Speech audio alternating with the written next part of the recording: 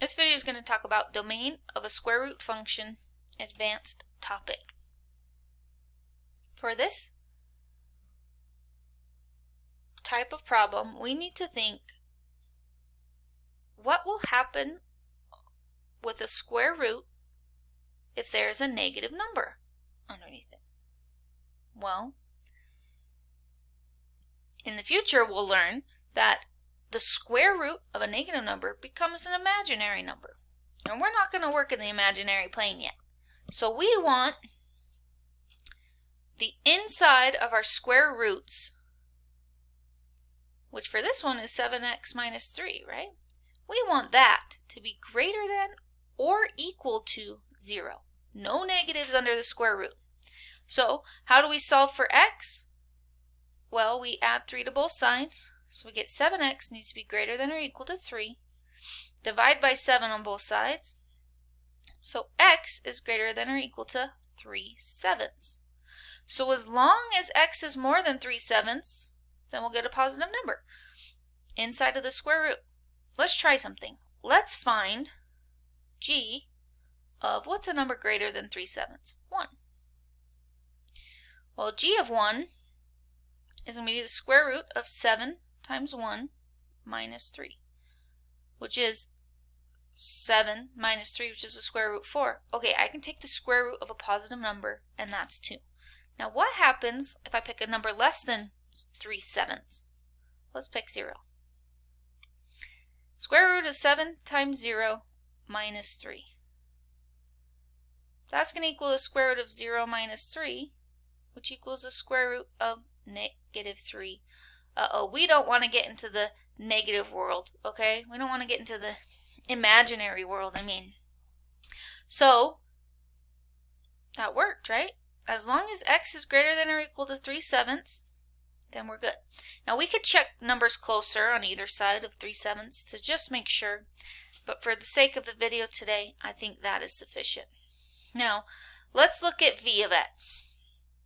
As long as 40 minus 8x is greater than or equal to 0, then we're good. For this one, we could solve a few different ways. I want to be careful and not have to divide by a negative number, so I'm going to add 8x to both sides, and then I'm going to divide by 8. So 40 divided by 8 is 5. So I can read this from right to left this time. X needs to be less than or equal to 5, or if 5 is greater than or equal to x. So that way is kind of a little difficult to read, but we can read it this way. This is pointing to right hand side, so we need to make sure that x is less than or equal to 5.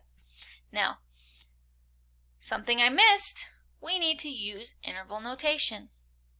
So, the way I like to think of interval notation, we're going to go on the x values, and we're going to consider all the x values that can exist. So, negative infinity to infinity. And we're going to see which x values work for these equations and which ones don't. Well, we know x has to be greater than or equal to 3/7 for this g of x, right? So I can't have negative infinity. I can't have 0. We already tried that.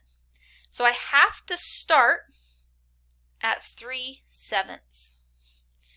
Now, that bracket looks a little funny. So let's do this real quick.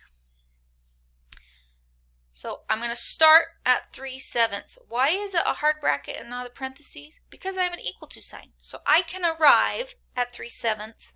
Boom, I'm there, right? If it was just a greater than, then I would softly get there, never really arriving there. And then I can go all the way up to infinity. So that is my interval notation. All right? For the next one, now x can be less than 5. I could rewrite it, if that's confusing you, as this. X is less than or equal to 5. Okay, negative infinity works. That's less than or equal to 5. And I can go all the way up to 5 and then be done. Okay, I do want to go over how we can solve this if we do it a different way. So let's And from this point, let's instead subtract 40 from both sides. So I get negative 8x is greater than or equal to negative 40. Now, when I divide by negative 8, remember here I added 8x to both sides. X and 5. Why do I flip that sign? Because I divided by a negative, right? And you can think of it as adding to the other side, so then we flip it. And we get x is less than or equal to 5. Same thing. So that is domain of a square root function advanced.